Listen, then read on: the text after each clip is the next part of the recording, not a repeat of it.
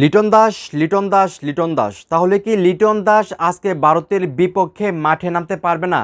আমরা সবাই জানি এশিয়া কাপে যদি বাংলাদেশ জাতীয় ক্রিকেট দল টিকে থাকতে চায় ফাইনালে যাওয়ার জন্য অথবা ফাইনাল খেলতে চায় তাহলে কিন্তু আজকের ম্যাচটি অবশ্যই জিততে হবে।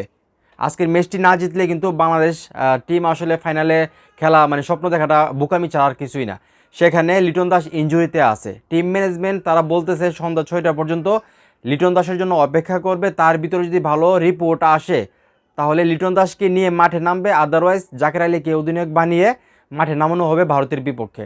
অলরেডি 6টা বেজে গেছে, এখনও নির্দিষ্ট কোনো নিউজ পাওয়া যাচ্ছে না লিটন দাস আজকে খেলবে কিনা।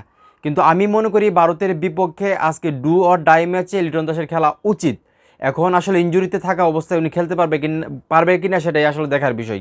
কিন্তু লিটন দাসের খেলা উচিত, কারণ লাস্ট এশিয়া কাপে যে পারফরমেন্স ছিল কয়েকটা ম্যাচে, সেই পারফরমেন্সের বিবেচনা করলে এবং উনি অধিনায়ক সেই হিসাবে কিন্তু ওনাকে মাঠে থাকা উচিত বা দরকার। বাংলাদেশ টিমের দরকার আছে লিটন দাসকে। এখন ইনজুরির কারণে যদি উনি খেলতে না পারে এটা আসলে ওনার ব্যাড লাক এবং বাংলাদেশের জন্য ব্যাড লাক।